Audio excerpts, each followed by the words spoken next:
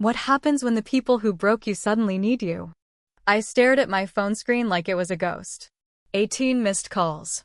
All in one afternoon. All from numbers I had memorized long ago, numbers I had tried to forget, numbers I had blocked more than once. My sister. My brother.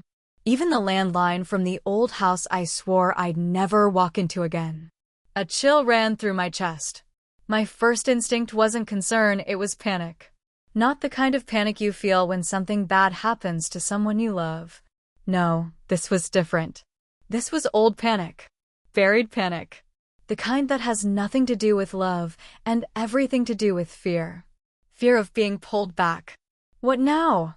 I whispered out loud, my voice hoarse. I hadn't heard from my family in nearly 3 years. That wasn't a coincidence. That was a boundary. A hard-earned, soul-saving boundary that cost me therapy, tears, and what felt like a small death. Walking away wasn't a moment. It was a process. And now, with 18 missed calls, I felt that process being ripped at the seams. Hit subscribe and leave a comment with where you're watching from. This story might just spark a new beginning. What's one thing that always pushes you forward, even when things get tough? I sat on the edge of my couch, frozen. Outside the window, downtown Chicago buzzed with weekend life, sirens in the distance, couples walking dogs, someone playing jazz from an open window nearby. It all felt painfully normal, like the world hadn't just tried to reach through my phone and drag me back into hell.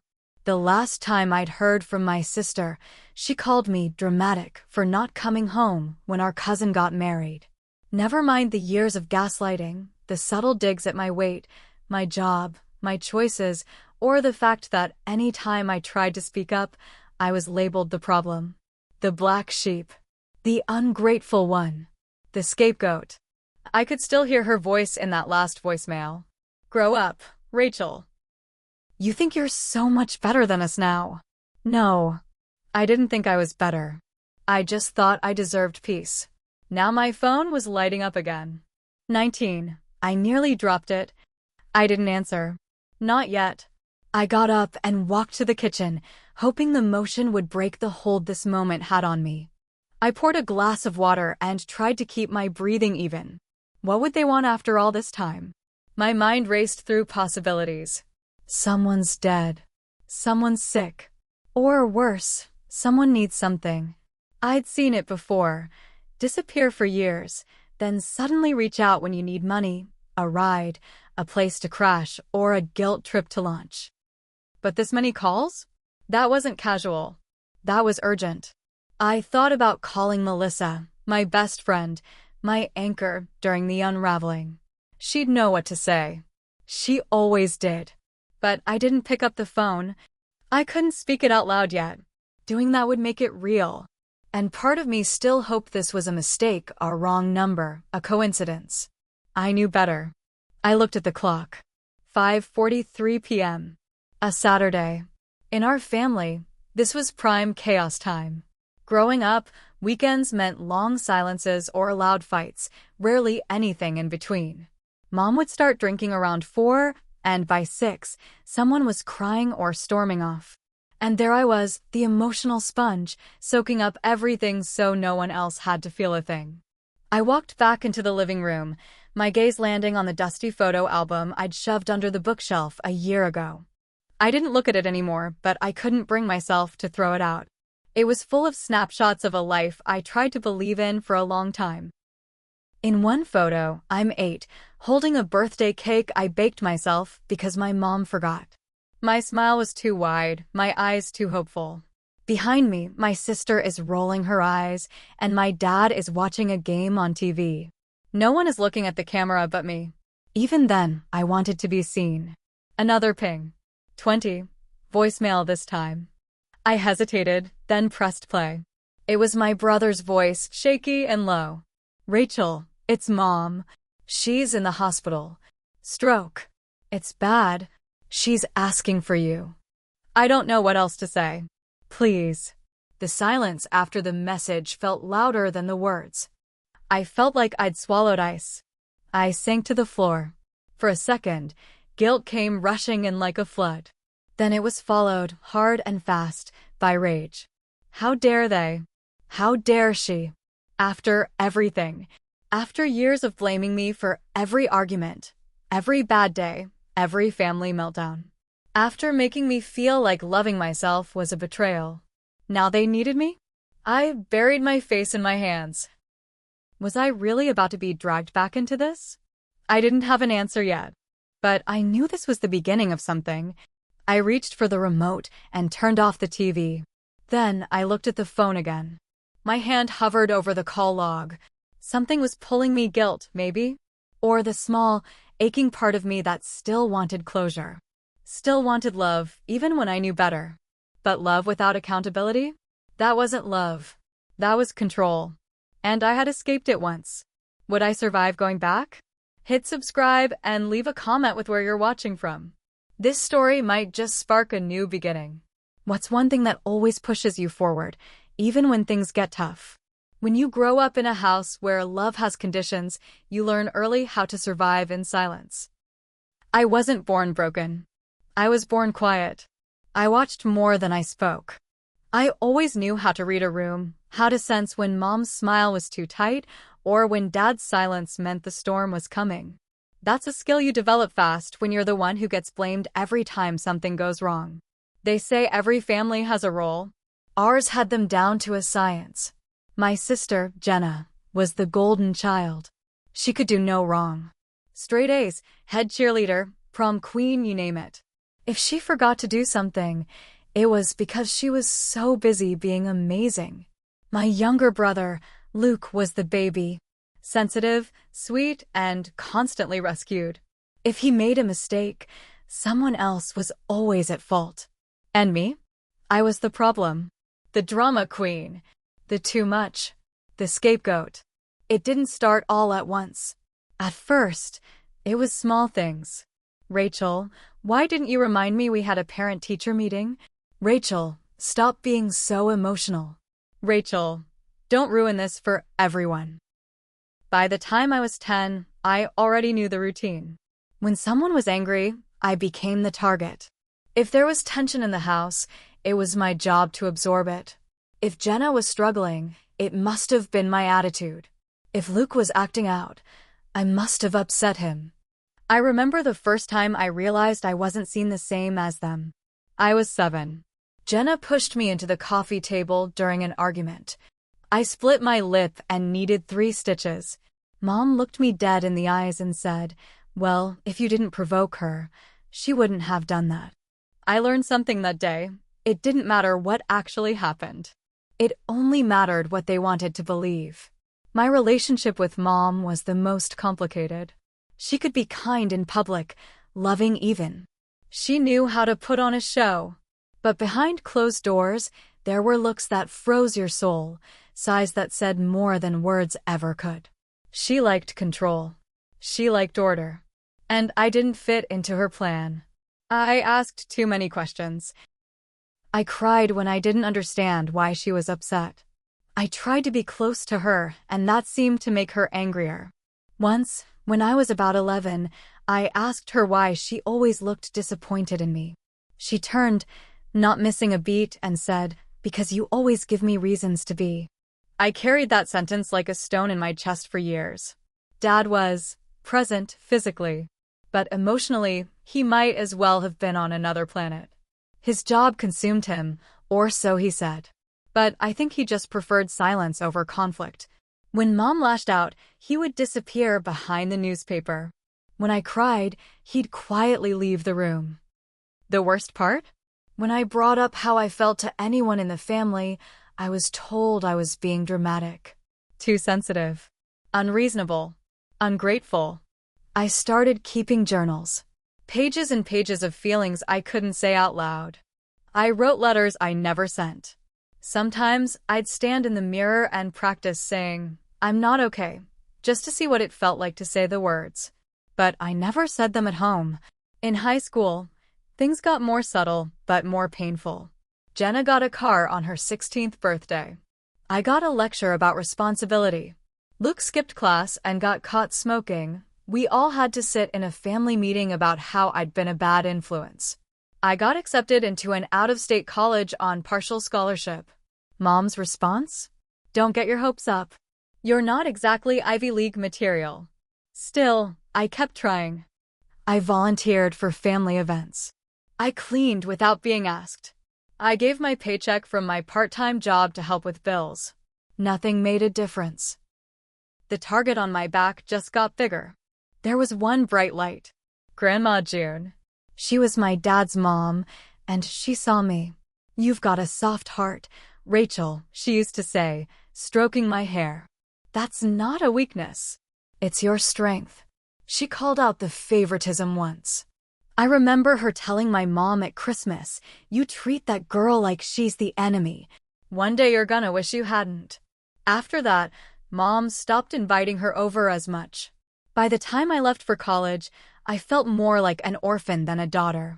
But I still called home, still sent gifts, still came back for holidays. And every time, I left feeling worse than before.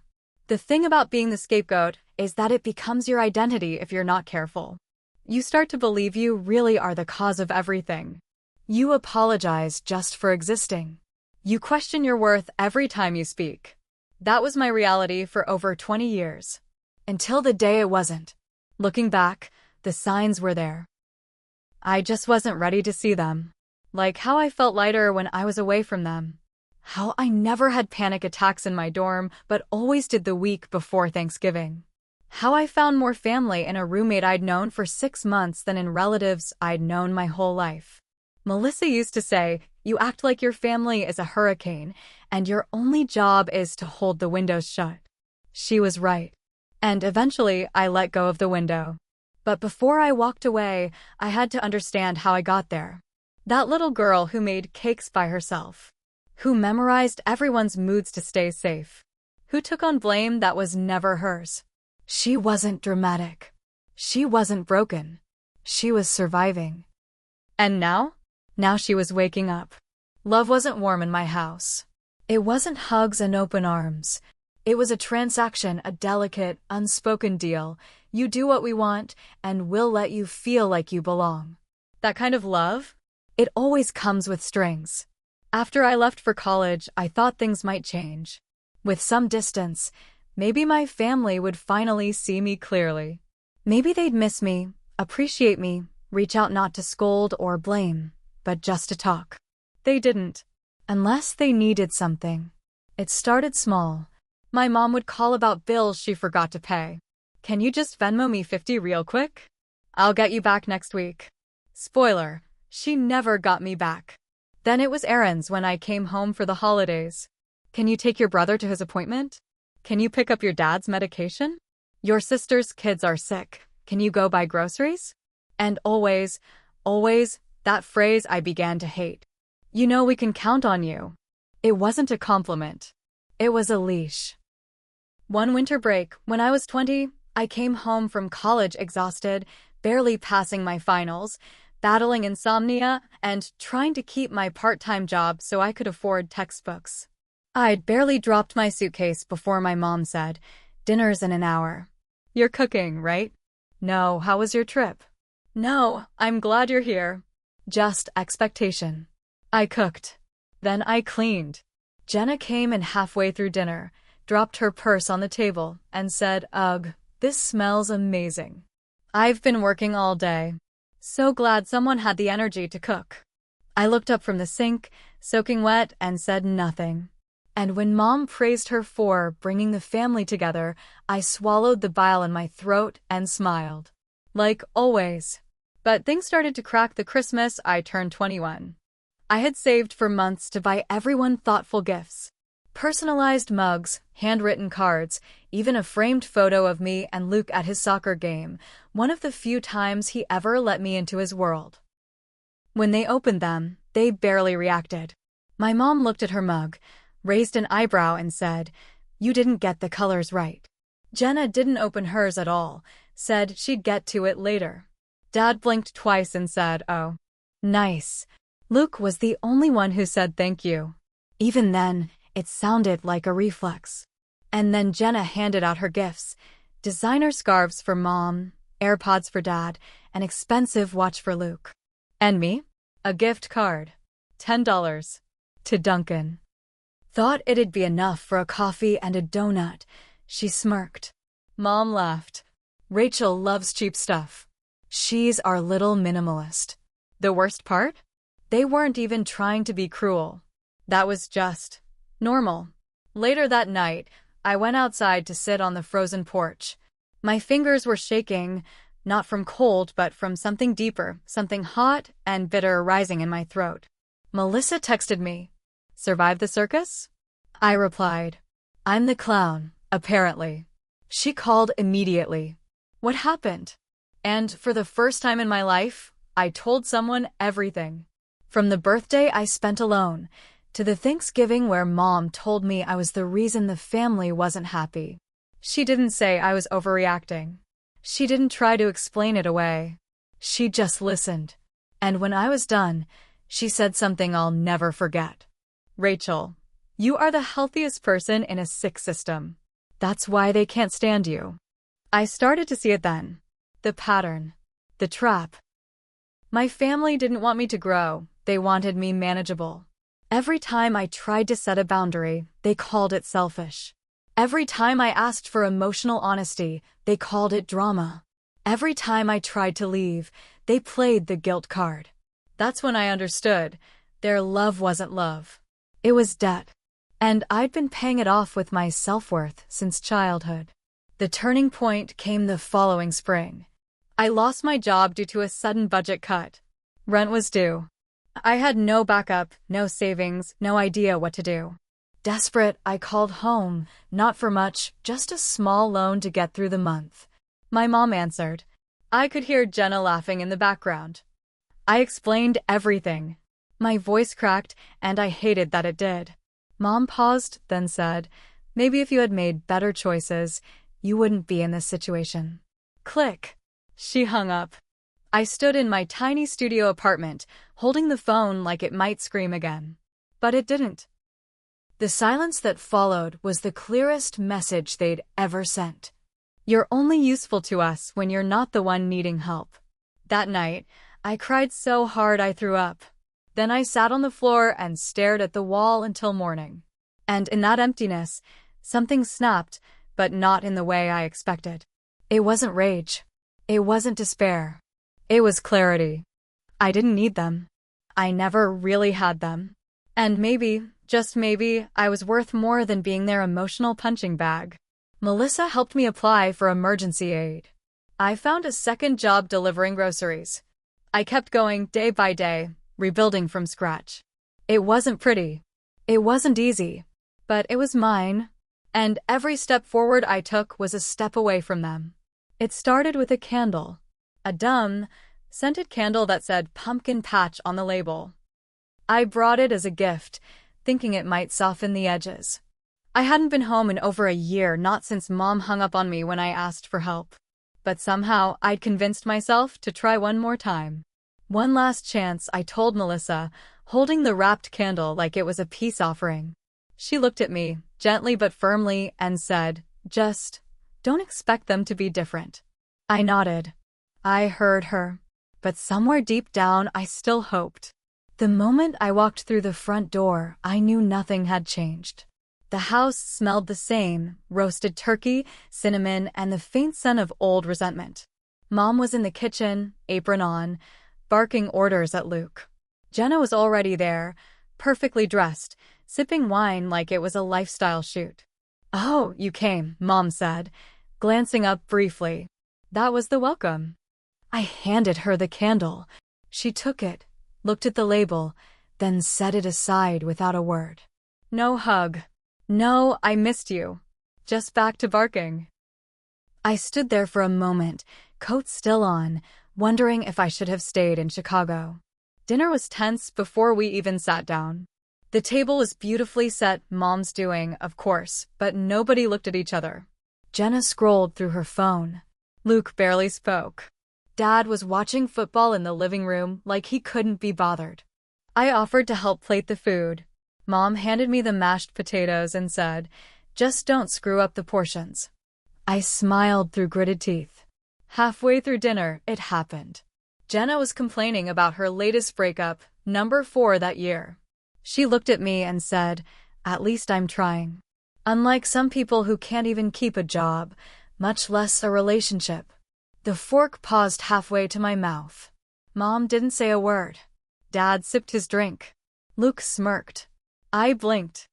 "I have a job," I said, carefully. "Yeah, delivering groceries." "Super ambitious," Jenna sneered. Mom finally chimed in. "Don't be mean, Jenna. She's doing the best she can." "Right, Rachel." I should have ignored it. I should have smiled and stayed small. But I didn't. "No," I said, voice steady. "That's not the best I can. That's the best I can do without support from the people who are supposed to care about me." Silence. Jenna laughed. "Here we go again. Rachel's victim speech." I turned to Mom. "You hung up on me when I needed help." Mom didn't look up from her plate. I didn't want to enable poor decisions. Poor decisions like trusting my own family? I said. That got her attention. She looked at me, really looked, and said, "You always have to make everything about you." Something in me snapped. I stood up. My chair scraped back across the hardwood with a sharp screech. "You know what? You're right. I am making it about me for once." I looked around the table. Jenna can sabotage her relationships and get sympathy. Luke can blow off responsibilities and get a hug. I ask for help and I'm called a burden. I set boundaries and I'm difficult. No one interrupted. I have bent over backward for this family. I have shown up, cleaned up, stayed quiet, and swallowed more than any one person should ever have to. And for what? A $10 Dunkin' card and a lifetime of emotional bruises.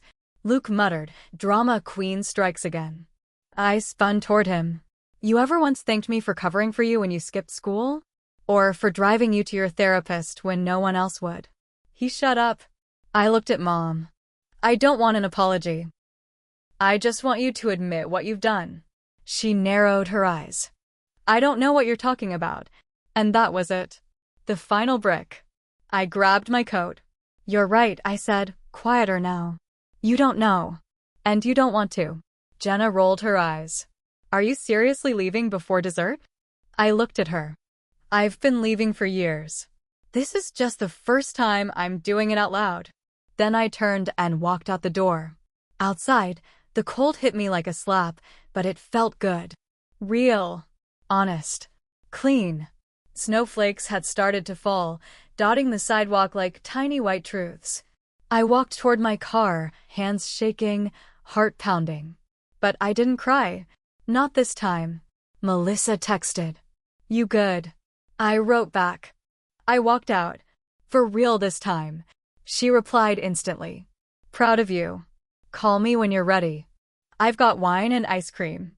I sat in my car for a while before driving off, watching my breath fog up the windshield. That night wasn't just the end of Thanksgiving. It was the end of an era. The era of pretending. Of shrinking. Of hoping. I didn't just walk away from a dinner table. I walked away from a role I never agreed to play. For weeks after walking out on Thanksgiving, I felt nothing. No relief. No pride. No satisfaction. Just a numb, hollow quiet. Like I'd stepped out of a house on fire and found myself standing in a frozen field, barefoot, unsure which direction to run. I wasn't free yet. I was just away. There's a big difference. At first, I expected backlash. I waited for the phone to ring. For angry voicemails. For guilt-drenched texts. But they didn't come. That silence? It was worse than any scream. It told me everything I needed to know. My presence had never mattered. My absence didn't either. I was disposable. Forgettable. The family nobody missed. For a while, I started to wonder if maybe they were right. I replayed that dinner 100 times in my head. The way I stood up, the way I snapped, the look on Mom's face. Maybe I overreacted. Maybe I was too dramatic. Maybe I should have just kept quiet. I kept journaling, trying to make sense of the chaos. The pages filled with contradictions. I did the right thing. Why do I feel so wrong? They never saw me. I still want them to. That's the thing they don't tell you about walking away from a toxic family. The grief doesn't wait until you're healed. It starts the moment you choose yourself. One morning, I found myself crying in the cereal aisle at Target. It wasn't about the cereal. It was the fact that no one had asked me how I was doing in weeks. No one cared what I ate, if I was sleeping, if I was okay. The weight of that loneliness was crushing. Later that day, I texted Melissa. I feel like I'm becoming nobody. She replied, No, Rach. You're becoming you. You're just not used to being allowed to exist on your own terms. That stuck with me. A few weeks later, I started therapy again. This time with someone new, Dr. Karen Patel. A gentle, grounded woman who didn't rush to fix me. She let me unravel. I told her about the Thanksgiving dinner, about the silence afterward, about how I kept second-guessing my decision. She said something simple but powerful. When you stop being who they want you to be, they no longer know how to relate to you. That's not your failure. That's the cost of choosing authenticity over approval. Little by little, I began building a new life. Not flashy, not picture perfect, just honest. I stopped calling people who never called me back. I stopped explaining my choices to people who never listened. I started saying no more. And slowly, I felt myself return to my body, like thawing out after a long winter. But just when I started feeling strong again, it happened. It was early spring when the first text came in. Jenna, call me. It's urgent. I stared at it for a full 10 minutes before locking my phone again. A week passed. Then the voicemails started. 1 from Luke. 2 from Mom. I didn't respond. Then came the big one. 18 missed calls. All in one afternoon. That's where this story began. But this is where the real emotional climax hit. The final voicemail was from Luke, his voice broken. Rachel, it's Mom. Stroke. It's bad. She's asking for you. Cue the twist of the knife. They didn't want me when I needed them. But now I was useful again. Now they could reach for me without apology, without context. Just expectation. Suddenly, all the old feelings came flooding back. The need to help. The pressure to be the good daughter. The guilt that never needed a reason to show up. I sat on the floor, legs folded, head in my hands. The woman who had ignored my pain, denied my reality, and dismissed my worth, now wanted me at her hospital bedside. I cried that night, not just because of her condition, but because I didn't know what I wanted. Did I want her to recover so I could finally say all the things I never said? Did I want her to apologize? Did I want her to hold me and say, you were never the problem? Or did I just want peace? To be released from the role she assigned me? Was I strong enough to see her now? Or would I melt back into the girl who needed permission to be loved? I talked to Dr. Patel the next day. I feel like I'm being pulled back in, I admitted. She nodded, slowly. You're not being pulled back. You're being tested. This isn't about her anymore, Rachel. It's about who you want to be now. And that question haunted me in the best possible way. Because for the first time in my life, I had the power to choose. Hit subscribe and leave a comment with where you're watching from. This story might just spark a new beginning. What's one thing that always pushes you forward, even when things get tough? I thought the hospital would be different. I thought it would feel cold and sterile, like a place where nothing was real, just machines and monitors keeping people alive, but taking away their dignity. That's how I'd imagined it. But walking through those double doors, I realized I couldn't have been more wrong. The smell of antiseptic and bleach was unmistakable, but there was something more to it. It was the weight of unfinished business, a history written in silence, 1,000 unspoken words hovering in the air like dust. I took the elevator up to the 3rd floor, heart pounding in my ears. Each floor number ticked by too slowly. Every moment stretched longer than the last. My breath caught in my throat. The nurse at the desk looked at me for a moment, like she was trying to decide if she recognized me, but then said, "Room 309. She's stable for now." It didn't matter how stable she was. All I could think about was the woman who had never been there when I needed her. The woman who still hadn't apologized, who still hadn't learned how to show up for anyone. But she was mine. She was the mother who birthed me, and this time, I had to make a decision. Was I going to show up for her? I stood outside her room for a long time, just looking through the glass window. There she was.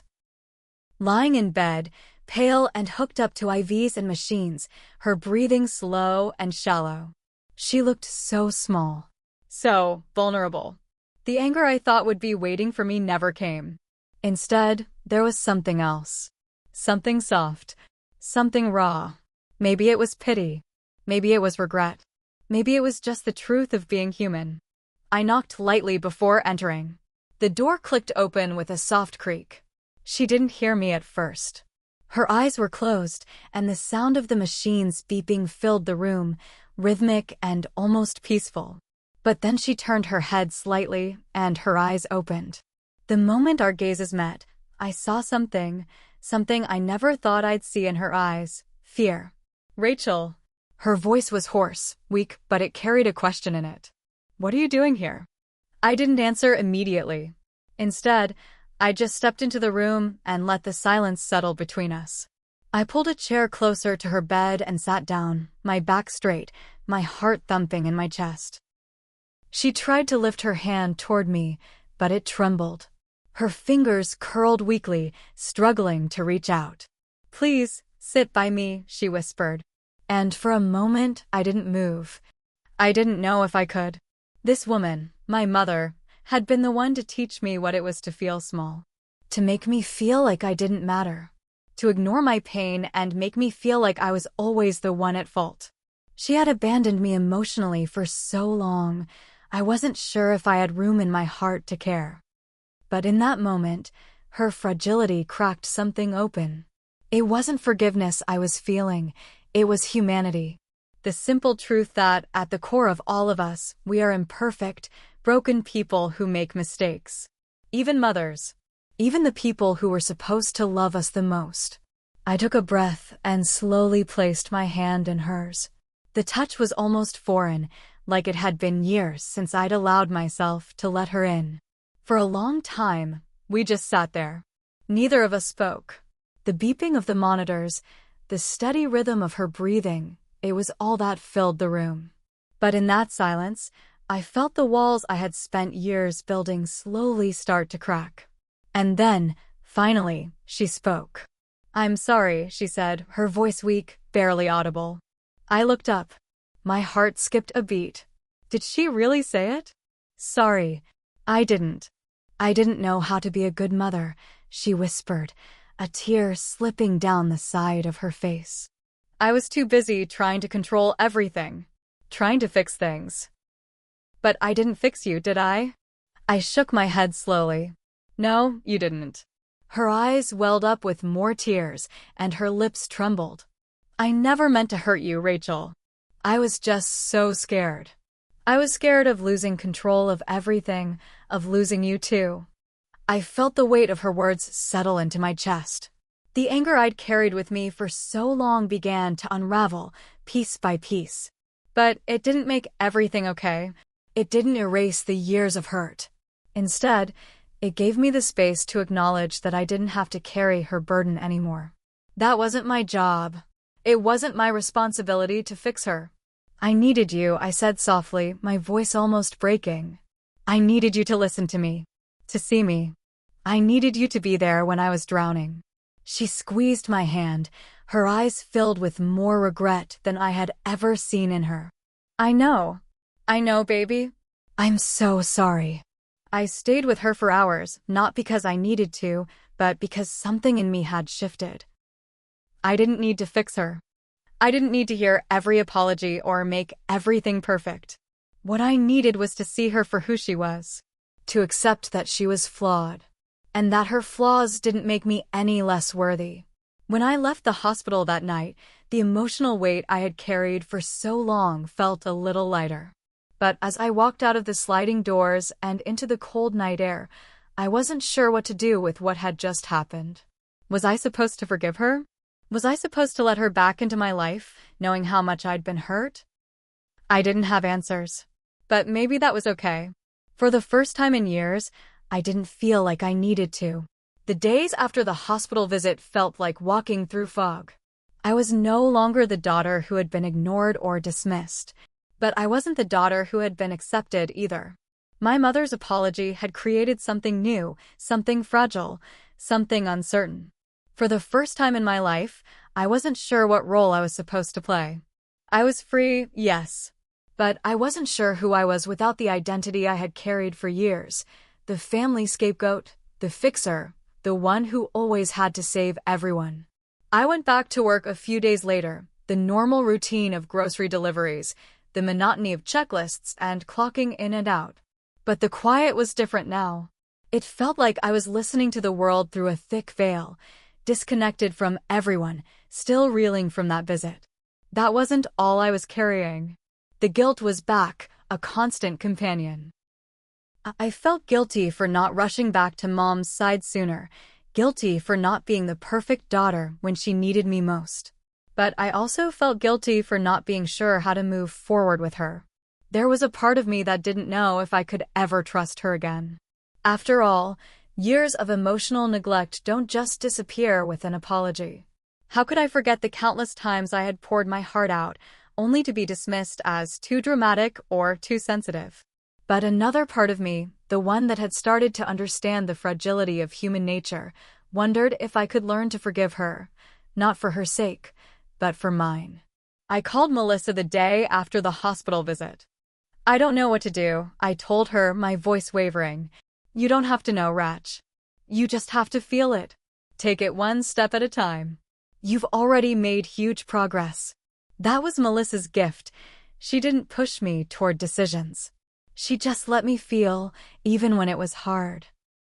But the truth was, I didn't feel like I was making progress. I felt like I was standing still, unsure of what the next move was. I spent that weekend with a notebook in front of me, scribbling thoughts. I wrote down everything I had felt at the hospital, the apology that had thrown me off, the moments I'd spent holding her hand, letting myself believe in something that might never truly exist. But there was one sentence I wrote that struck me. I can't keep carrying the weight of her choices. It was simple, but it was the truth. I couldn't go back to pretending everything was okay. I couldn't go back to being the daughter she expected me to be. I wasn't her emotional caretaker anymore. It was in that quiet space of reflection that I realized something crucial. I was allowed to decide what my relationship with my mother would look like. I was allowed to choose what I could offer her, what I could give, and what I had to keep for myself. It felt like an awakening. For the first time in years, I wasn't just surviving. I wasn't just existing for other people. I was living for myself. The phone rang late that Sunday evening. It was a number I didn't recognize. I almost didn't answer. I'd been dodging the calls from my family for weeks, unsure of what I'd say or what they wanted from me. But I answered anyway. Rachel, my mother's voice cracked through the line. I'm sorry for calling so late, but I need to talk to you. I didn't speak right away. I wasn't sure if I was ready for another conversation like the one we had in the hospital. But this felt different, more vulnerable, more uncertain. What's going on, Mom? I asked, trying to keep my voice steady. There was a long pause on the other end of the line. When she spoke, her voice was small, almost like she was speaking to herself. I don't know what to do with myself. I don't know how to fix what I've broken, with you. My heart twisted in my chest, but I held my ground. I don't think I can fix it, Mom. I can't just pretend nothing happened. I know. I don't expect you to forgive me. I just want you to know that I am trying to change. I don't want to keep hurting you, Rachel. I'm scared. I'm scared that I've lost you for good. There it was. The real conversation, the one I had always wanted but never thought I'd get. I sat there, absorbing the rawness in her voice. This was a turning point. This was the moment I had been waiting for. The moment I could either walk away for good or decide that, maybe, just maybe, we could rebuild something. I don't know what the future holds, Mom, I said softly, my voice steady. I can't promise that things will ever be like they were, but I can promise that I'm not walking away from you again. Not completely. I heard her exhale, like she'd been holding her breath for a long time. I don't expect you to trust me right away, and I don't expect everything to be fixed in one conversation. But I'm willing to try if you are. I could hear her sniffling, her voice thick with emotion. I am. I really am, Rachel. I hung up the phone with a strange sense of clarity. There were no promises of a perfect relationship. There were no guarantees of quick healing. But for the first time in my life, I had felt seen by her. And that meant everything. The road ahead was still unclear. There were still so many pieces of my past that I hadn't unpacked. But I had taken the first step towards something new, not just with her, but with myself. I was no longer the girl who needed validation from her family. I was the woman who had started to see herself. As I lay in bed that night, staring at the ceiling, I realized something. I didn't need her apology to move on. I didn't need her approval to be whole. I was already whole, and that, in itself, was the most freeing thing of all. It's funny how you think you know yourself, and then life throws you a curveball that makes you question everything. In the months following that phone call with my mother, something inside of me began to shift. But it wasn't an easy shift. Breaking the cycle of hurt and resentment was never going to be simple. It wasn't as though I could just wake up one morning and forget all the years of pain. The anger, the neglect, the feeling that I had been abandoned at every turn, it was deeply embedded in me. But what I didn't realize at the time was how generational this pattern of behavior was. I had inherited my mother's patterns, just as she had inherited them from hers. The cycle of neglect, emotional distance, and misguided love wasn't just something that had happened to me, it was something that had been passed down, buried deep within our family. I spent weeks thinking about the past. And in those weeks, I found myself asking one question over and over: what did I need from my mom now? I had spent years being angry at her for not being the mother I thought I deserved. I had blamed her for my pain, for the things I didn't have, for the person I thought I had missed becoming because of her. But it was becoming clear to me that this anger was not going to set me free. I met with Melissa again a few weeks after that phone call. She had been my steady anchor throughout all of this. Someone who listened without judgment, without pushing for solutions. It was her ability to just be present with me that made a difference. We sat at a small cafe, a place I used to visit when I wanted to be alone. But today, I needed her insight into the feelings swirling in my chest. "What's going on in that head of yours?" Melissa asked, stirring her coffee lazily, watching me intently. "I don't know what I want anymore," I said. "I've spent my whole life wanting my mom to be something she's never been. And now that she's trying, now that she's apologized and wants to make things right, I don't even know what I'm supposed to do with that." Melissa smiled gently, setting her cup down. "That's the hardest part, Rach. Breaking the cycle means you have to start doing things differently. But you don't have to have it all figured out yet." She was right.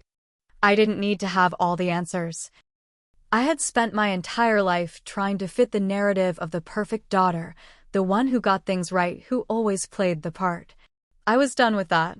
The woman I was becoming didn't need her approval. She didn't need anyone's approval.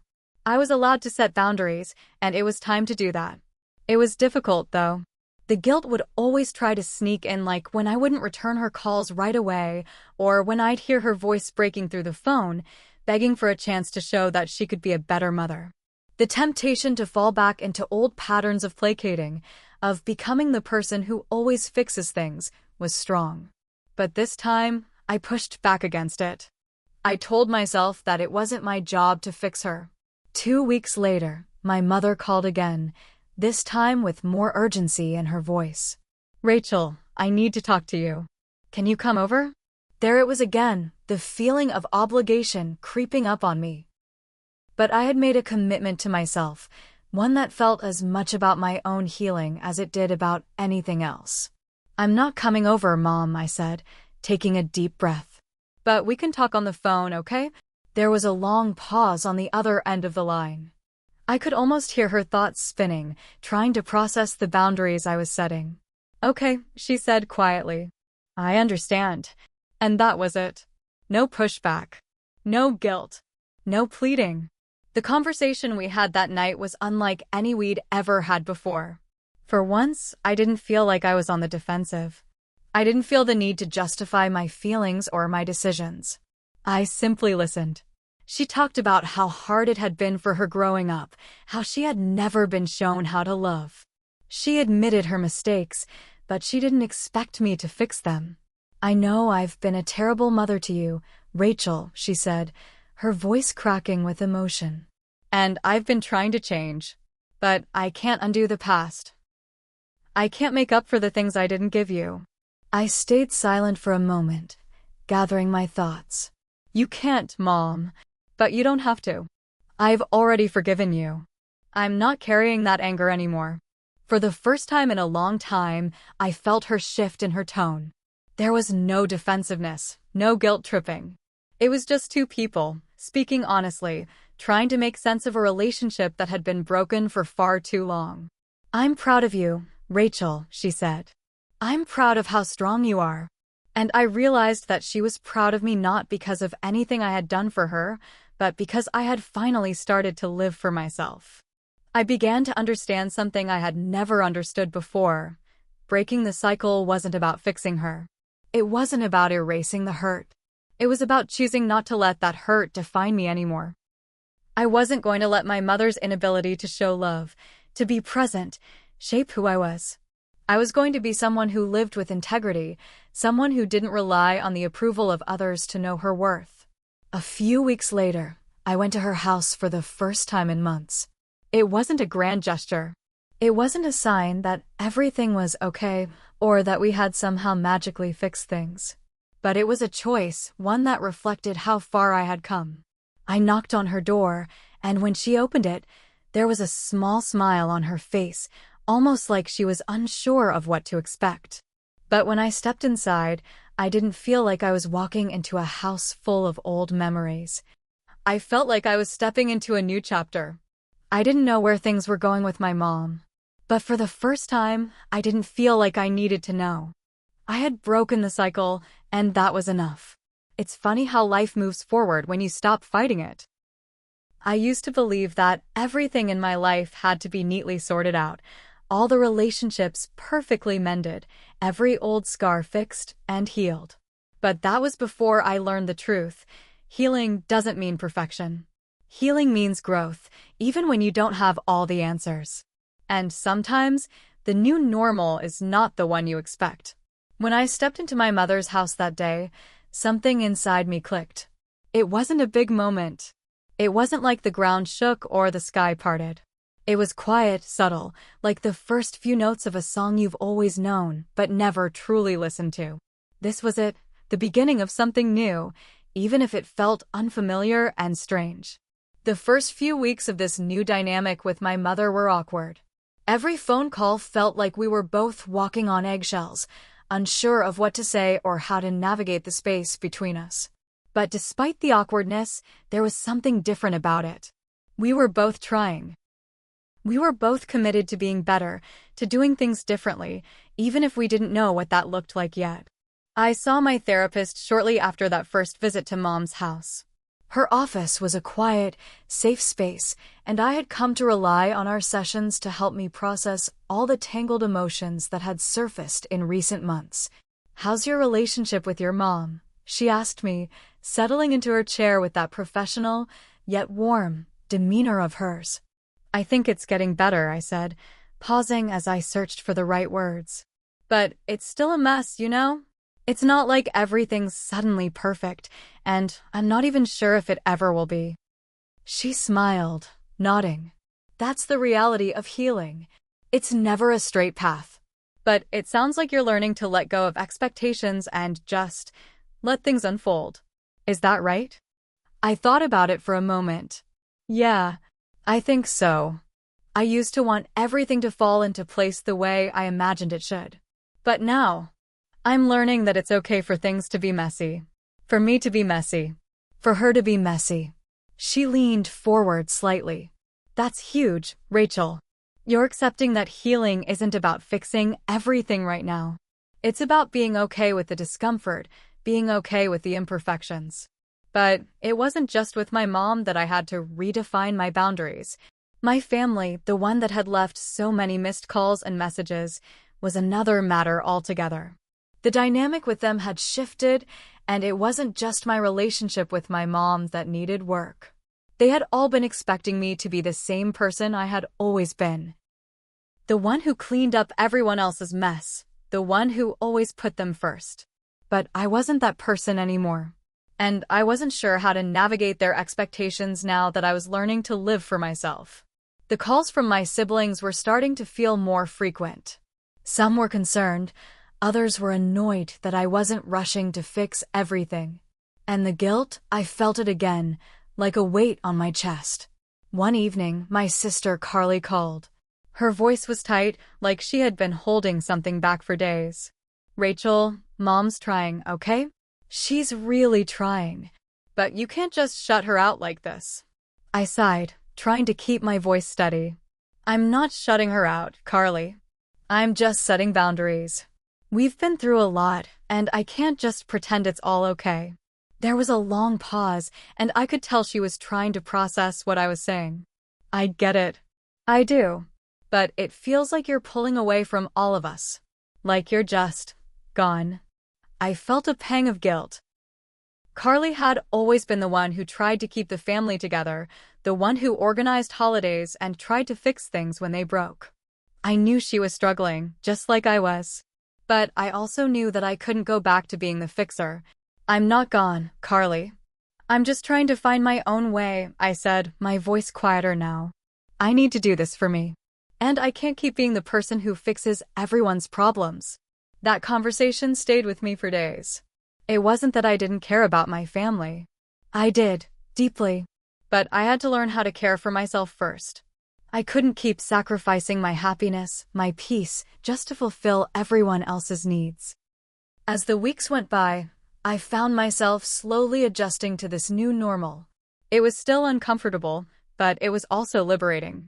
The silence from my family wasn't the same silence that used to weigh me down. It was space for me to breathe, to grow, to become someone who didn't feel trapped by the expectations of others.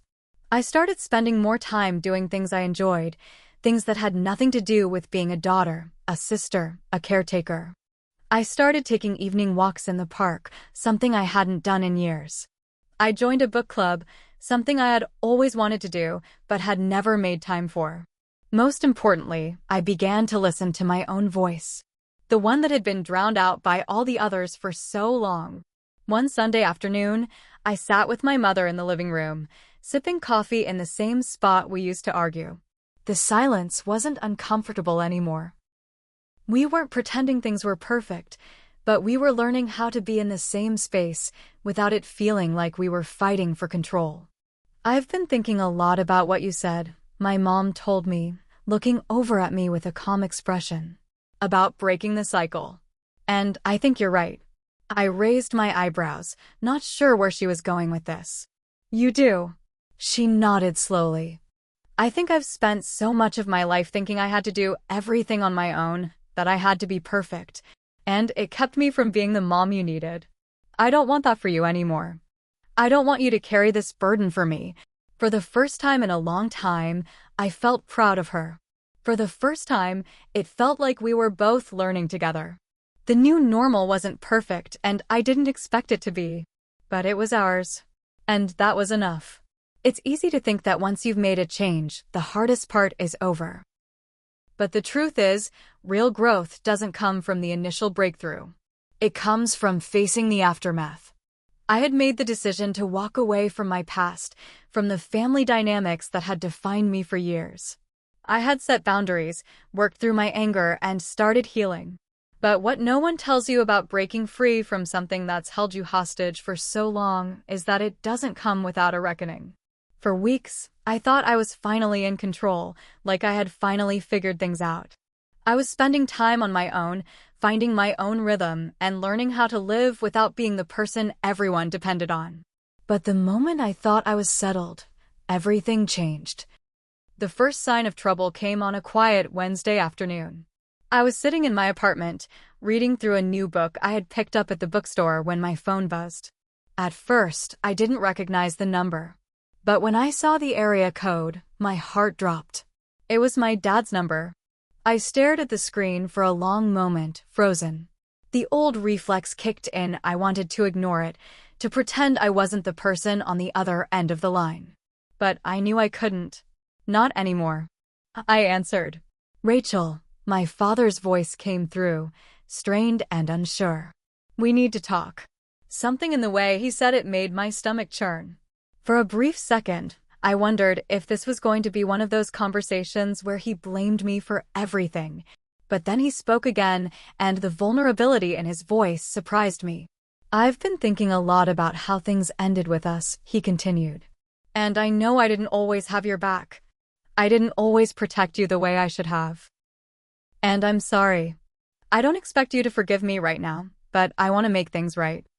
I felt a wave of emotion hit me. It wasn't relief. It wasn't peace. It was rage.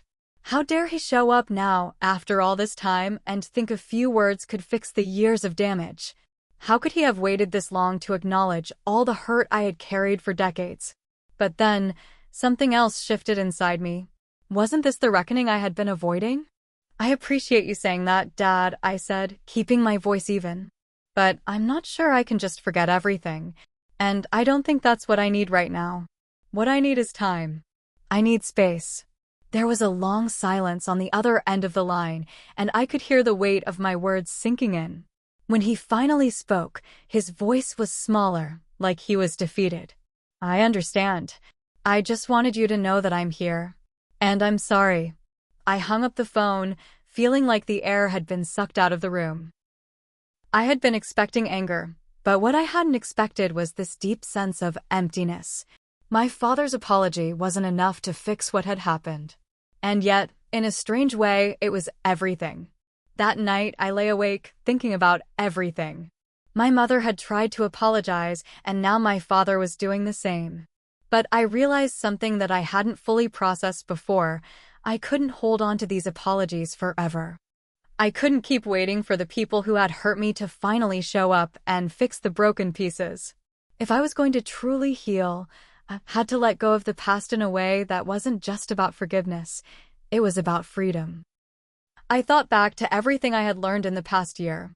How I had stopped seeking approval, how I had learned to set boundaries, how I had finally started living for myself. I wasn't the same person I had been when I walked away from my family.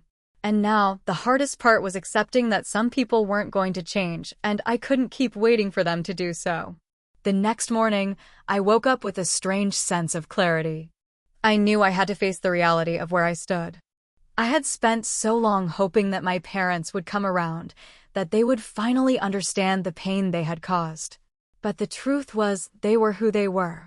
And they might never be capable of offering me what I needed. So, I made the decision to stop waiting. To stop holding out hope for something that might never come. I couldn't keep living in this limbo, torn between the person I used to be and the person I was becoming. It was time to move forward. A few days later, I made a choice that felt like another turning point. I sat down and wrote a letter to both my mother and my father. It wasn't an angry letter. It wasn't a letter full of blame or bitterness. It was a letter of closure. I wrote about the hurt I had carried for so long, about how their actions had shaped who I was, but how I had finally come to a place where I didn't need their validation to feel whole. I told them I appreciated their apologies, but I needed to continue my journey on my own terms. I mailed the letters, and once I did, I felt something shift inside me. For the first time in my life, I wasn't trying to fix anything. I wasn't trying to prove myself to them. I wasn't chasing their approval. I was finally, truly, living for me. As the days passed, I felt lighter. I still struggled with guilt, with wondering if I was being too harsh or too cold, but the weight of those 18 missed calls, those years of emotional neglect, no longer consumed me. I had faced the reckoning. And I had come out on the other side, still standing. It wasn't the end. It wasn't a perfect resolution. But it was freedom. the freedom to live without constantly looking back. To accept that the healing I was searching for wasn't in their apologies, it was in myself. I've always believed that life doesn't end with a grand finale. There's no sudden curtain drop, no final, cathartic resolution. Life is more like a long, winding road where each turn brings something new, and the end of one chapter is merely the beginning of the next. For the first time in my life, I was truly living that reality. It had been a few months since I sent the letters to my parents, since I'd chosen to let go of the past. I'd stopped answering the calls. I'd stopped expecting things to magically fall into place. In a way, it felt like I was standing at the edge of a cliff, ready to jump into a new world, one where I wasn't tethered to the weight of my family's expectations. I was no longer the family scapegoat. I wasn't the person who had to shoulder everyone else's mistakes. I was Rachel. Just Rachel. And for the first time in my life, that was enough. The changes in my life had been small at first, subtle, but significant. I had started dating again. I had taken a job at a local art gallery, a place where I felt like I could truly grow. I was learning to be independent, not just in the physical sense, but emotionally as well. The freedom I had fought so hard for was becoming a part of my everyday existence. But no matter how far I'd come, there was always a part of me that still wondered, what would it take for my family to finally understand? What would it take for them to see me not as the scapegoat, not as the one who had to carry the burden of their shortcomings, but as the person I was now? I knew deep down that the answer was simple. It didn't matter anymore. One evening, after a long shift at the gallery, I decided to take a walk around the park near my apartment. The air was crisp, the kind of cool breeze that carried with it the promise of a new season. As I strolled, my mind wandered back to all the years I had spent in turmoil. The years of feeling like I wasn't enough. The years I spent trying to fix things that weren't mine to fix. And yet, here I was, walking freely, breathing deeply. I had become the person I needed to be. It was when I reached the bench by the pond, where I often sat to clear my mind, that I saw her. At first, I didn't recognize her. But then, I noticed the familiar features, the sharp jawline, the way her eyes narrowed when she concentrated. It was Carly, my sister. For a split second, I thought about turning around, walking in the opposite direction. But something in me stopped. Instead of running away, I walked toward her. When she saw me, she hesitated, then smiled awkwardly. "Rachel," she said softly, standing up from the bench. "I didn't expect to see you here." I shrugged, offering a small smile. "I could say the same thing. What are you doing here?" She laughed, though it was a little strained. "I come here sometimes when I need to think. I'm not really sure what to say. I've been wanting to talk to you for a while." I nodded, feeling the tension in the air. Carly had been one of the few who had reached out to me after I walked away from the family, but her calls had grown fewer and farther between. We hadn't really talked about what had happened, about why I had made the decision to leave. But in that moment, I realized how much I had missed her, how much I still wanted a connection with her, despite everything. "I know you've been through a lot," Carly began, her voice soft and hesitant. "And I don't want to make things harder for you. I miss you. And I've been thinking about the way things ended. I didn't really get it back then, but I think I do now." My heart raced. For the first time in a long time, I felt the weight of the words that had been left unsaid between us. But I didn't want to force anything. Not anymore. "I miss you too, Carly," I said gently. "But I need you to understand something. I couldn't keep living the way I was. I had to step away for myself. I didn't want to, but I had to."